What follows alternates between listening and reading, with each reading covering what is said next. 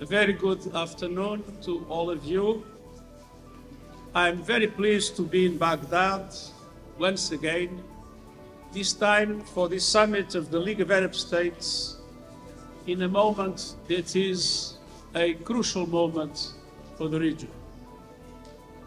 The ground is moving under our feet in this region, but tectonic shifts are not a force of nature. The problems of violence and volatility are the result of concrete choices of people. And the solutions are also in the hands of decision makers.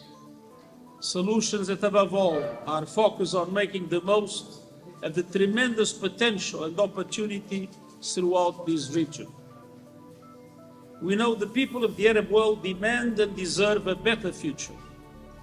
The people of Lebanon, where the ceasefire and territorial integrity must be respected and all commitments implemented. The people of Syria, who need to see a path towards a political transition that is inclusive of all segments of the population, and the future of accountability, national healing, and further integration into the international community and the economy with the lifting of sanctions. The people of Yemen, who have been suffering from years of war and devastation and yearn for a peaceful future. And people in every corner of the Arab world which seek the same as those anywhere, a future of justice, dignity, human rights, security, peace, and hope. One issue is at the heart of the region's unrealized hope: the unresolved question of Palestine. A two-state solution, Israel and Palestine living side by side in peace and security, with Jerusalem as the capital of both states, is not just a vision, it is a necessity.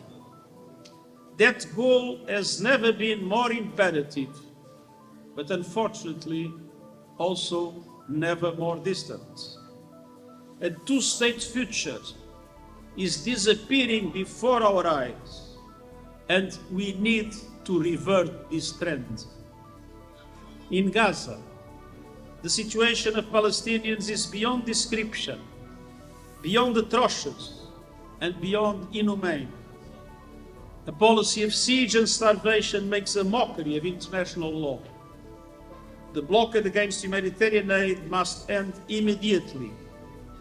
And I say again, nothing justifies the atrocious October 7 terror attacks by Hamas, but nothing justifies the collective punishment of the Palestinian people.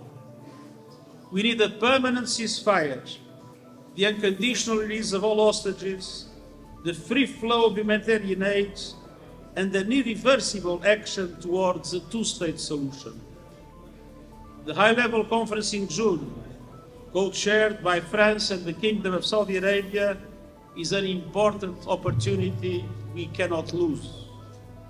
This is a moment for moral clarity and concrete action. The choices ahead will shape the region for years to come.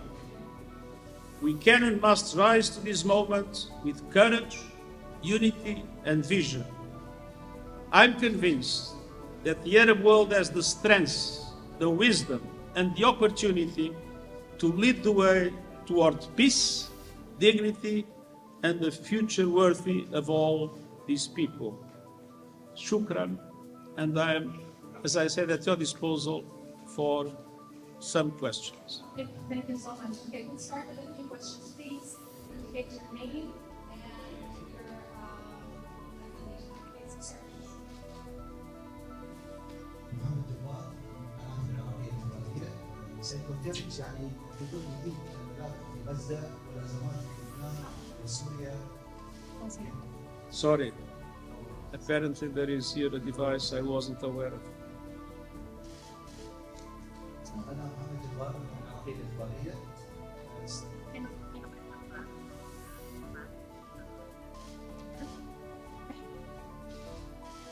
سيكونتمت وزاره الاولا. انا محمد جواد من العربيه الاماراتيه في في غزه والازمات في لبنان وسوريا وليبيا واليمن، هل يمكن يجب التعاون الفعلي ما بين الامم المتحده والجامعه العربيه لوضع حل هذه الازمات في المنطقه العربيه؟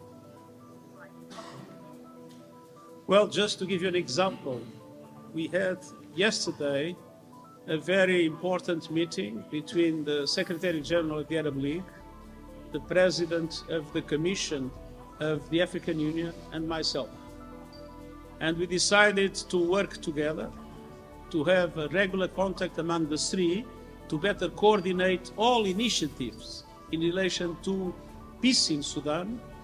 And at the same time, we will have in Addis, in an informal way, representatives of the three to prepare our meetings and to make sure that African Union, Arab League, and UN will work together for the peace in Sudan.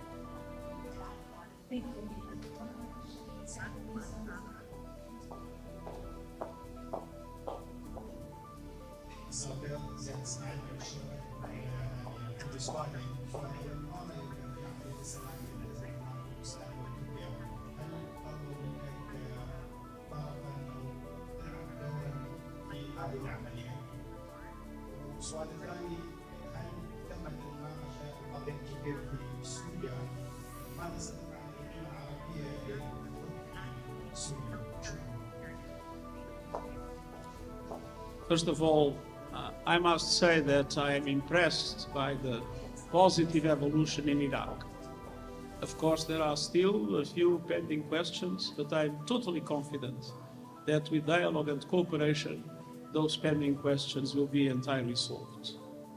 In Syria, it's very important to recognize that the Kurdish population in Syria is an integral part of Syria. I remember many years ago when I was trying to convince the Syrian government that statelessness of the Kurdish population had to be revoked. And fortunately today, all recognize that the Kurds in Syria are Syrian citizens, and the Syrian citizens, they must have full engagement in the political life of the country and the future life of the country. And I'm very hopeful about the conduction of dialogue between the leadership in Damascus and the leadership in the Kurdish region. No, please keep your سؤال من فضلك سأسأل. سمعت جميع بسمعني سأسأل وحضرتك الأسئلة مطلقة علي أسمح بي أنا لدي سؤال كصحفية سلمى الحاج من منصة بريك لو سمحتي سأسأل من فضلك سعادة الأمين العام دائما باحترام القانون الدولي ومنظمتكم عاجزة عن تطبيق القرارات الدولية سواء بين الدول والنزاعات وخصوصا في بلادنا العربية أو حتى موظفين المنظمة لم تستطيعوا أن تحكموا في غزة. هذا أولا. السؤال الثاني، الحرب على غزة وما تلاها من هجوم الرئيس الأمريكي دونالد ترامب على الأمم المتحدة من أجل توقيف تمويلها، هل هذا يعني بداية نهاية المنظمة ومنظومة القانون الدولي؟ من فضلك لو سمحت الإجابة على السؤالين وشكرا وعذرا على التدخل. I didn't understand either. Please go ahead, sir. No, just no. Yes, I couldn't understand what was it, the question. The question was Can you ask your question slowly because the translation didn't work?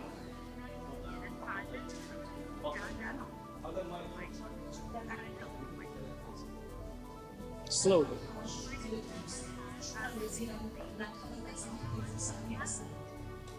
سؤالي لحضرتك دائما تدخل الى احترام القانون الدولي سواء بين الدول ولكن النزاعات والفلسطين، لكن عدم اتخاذ قرارات المنظمه تذهب في محل كبير، ولا سيما ان حتى موظفي المنظمه لم تستطيعوا ان تؤمنوا لهم الحمايه في غزه، ما جرى في غزه من ذلك تدخل موظفين المنظمه.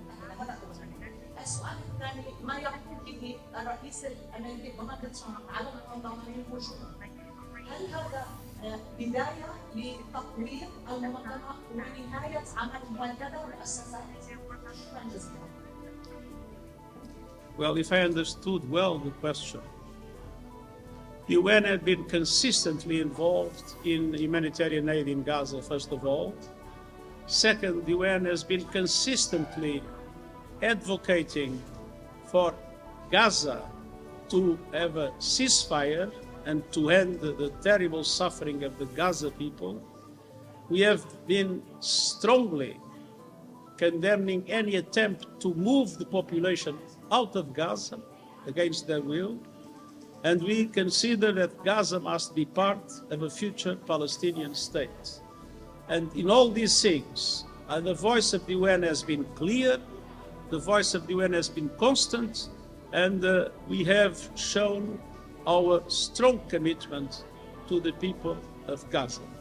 So this is a matter in which I believe we are doing the right thing, and I'm proud of the work the UN is doing. Thank you. Instead, could you speak to the microphone and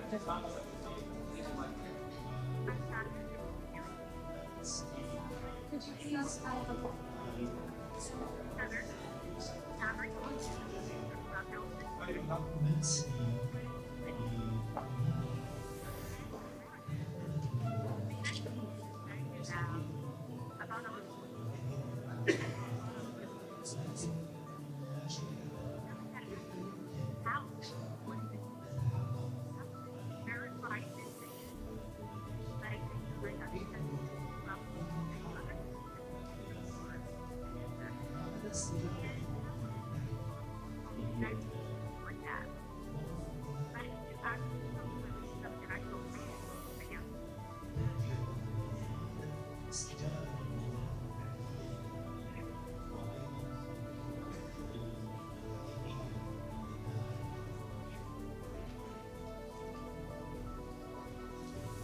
The Secretariat of the United Nations has not the power to end the war in Gaza.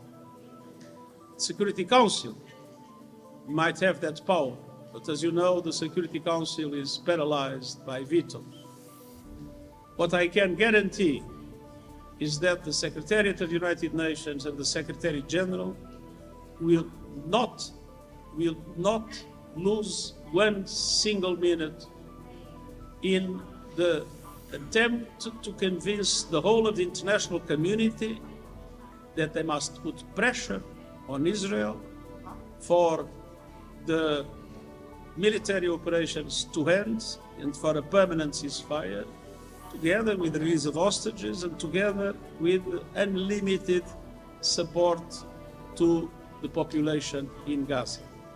But on top of that, our position is also very clear, and we will be strongly engaged with France and with the Kingdom of Saudi Arabia in the conference that is now being convened in June, a conference to mobilize the international community in defense of the two-state solution for Palestine. thank you. Please, yes. Two more.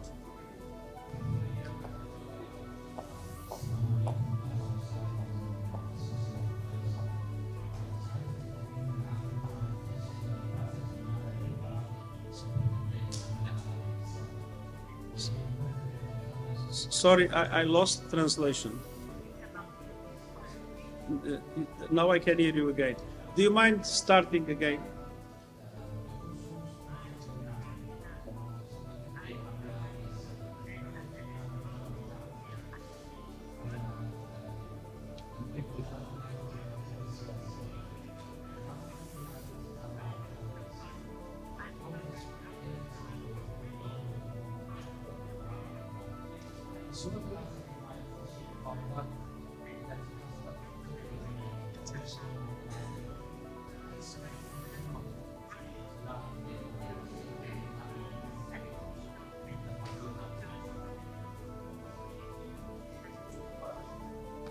First of all, in Iraq, we are proud that our mission will be able to end in the 31st of December of this year, which means that Iraq was able to progressively solve its problems And we are confident that any pending situations will be able to be solved in dialogue by the Iraqis themselves.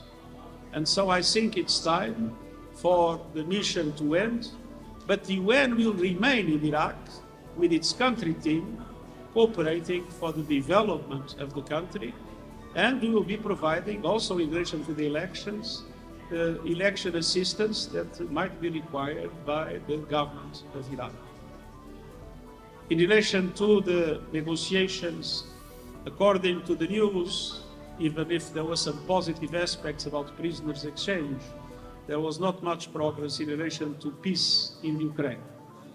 And we'll go on strongly advocating for a just peace. And the just peace is a peace in which the charter is respected, the international law is respected, and the territorial integrity of Ukraine is respected.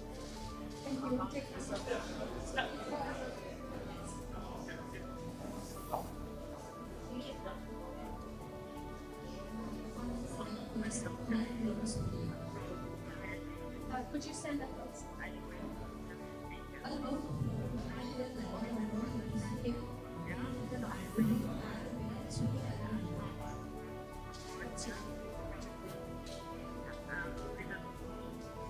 I must say that I have a love affair with the Syrian people. When I was High Commissioner for Refugees, the Syrian people has received almost 2 million Iraqi refugees. There were no camps in Syria. Refugees were with the communities, were with the families, and were treated in a way that really is a shame for those that sometimes much richer than Syria do not treat well refugees.